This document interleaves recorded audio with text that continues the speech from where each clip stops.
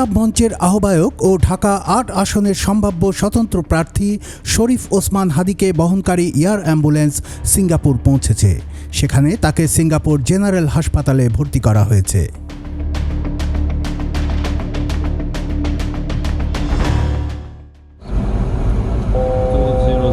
15 December সোমবার বাংলাদেশ সময় সন্ধ্যা ৫টা ৫০ সিঙ্গাপুরের সেলেতার বিমানবন্দরে এয়ার অ্যাম্বুলেন্সটি অবতরণ করে।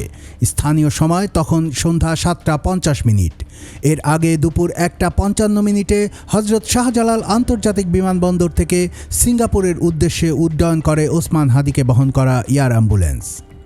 ঢাকা মেডিকেল কলেজ হাসপাতালের নিউরোসার্জারি বিভাগের আবাসিক চিকিৎসক ও ন্যাশনাল হেলথ অ্যালায়েন্সের সদস্য সচিব ডক্টর আব্দুল আহাদ জানান, সিঙ্গাপুর জেনারেল হাসপাতালেই ওসমান হাদির চিকিৎসা চলবে।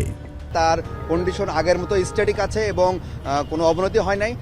তার পালস 69 ছিল, ব্লাড প্রেশার 100/60 ছিল এবং অক্সিজেন স্যাচুরেশন 99। তার কিডনি ফাংশন আগের মতোই নর্মাল ফাংশন মেনটেন করছে। তার ফুসফুসের যে সমস্যা ছিল সেগুলো আগের মতোই আছে, কিন্তু তার ব্রেনের যে নর্মাল আগের যে কন্ডিশন ছিল, তার পিউপিলটা যেভাবে ছিল আগের মতো তার GCS3 আছে। তবে রেফার করার জন্য তার যে শারীরিক অবস্থা সেটাতে কোনো বাধা নেই বলে আমরা জেনেছি।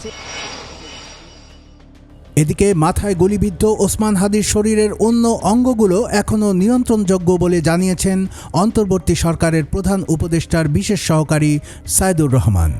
ওসমান বিন হাদিকে বহনকারী এয়ার অ্যাম্বুলেন্সটি সিঙ্গাপুরের উদ্দেশ্যে ছেড়ে যাবার পর এক প্রেস ব্রিফিংয়ে একথা বলেন তিনি। সাইদুর রহমান জানান, এয়ার অ্যাম্বুলেন্স যাত্রার আগে বাংলাদেশ সরকার ও সিঙ্গাপুর জেনারেল হাসপাতাল টেলিকনফারেন্সে যোগাযোগ করেছে। সিঙ্গাপুর জেনারেল হাসপাতাল ও ঢাকার এভারকেয়ার হাসপাতাল কর্তৃপক্ষ একসঙ্গে ওসমান বিন হাদিকে সিঙ্গাপুরে নেওয়ার সিদ্ধান্ত নিয়েছে বলে জানান তিনি। ওনার আঘাত সম্পর্কে আপনারা ইতিমধ্যে অনেকবার শুনেছেন।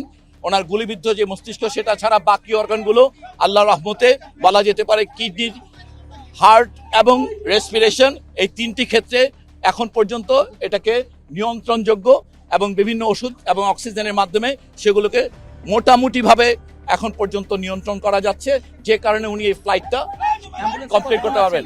এয়ার অ্যাম্বুলেন্সে ওনার সঙ্গে ওনার ভাই এবং ওনার ভাইয়ের বন্ধু, তারা ওনার সঙ্গে গিয়েছেন। আমাদের ওই পক্ষে সিঙ্গাপুরে আমাদের হাই কমিশন এই ব্যাপারে সম্পূর্ণ অ্যালার্ট। ত্রয়োদশ জাতীয় সংসদ নির্বাচনের তফসিল ঘোষণার পরদিন শুক্রবার দুপুরে রাজধানীর পুরনো পল্টনের বক্স কালভার্ট সড়কে গুলিবিদ্ধ হন ওসমান হাদি। মোটরসাইকেলে থাকা দুজন আততায়ী তাকে গুলি করে মোটরসাইকেলে করেই পালিয়ে যায়। মাথায় গুলিবিদ্ধ ওসমান হাদি রাজধানীর এভারকেয়ার হাসপাতালে চিকিৎসাধীন ছিলেন।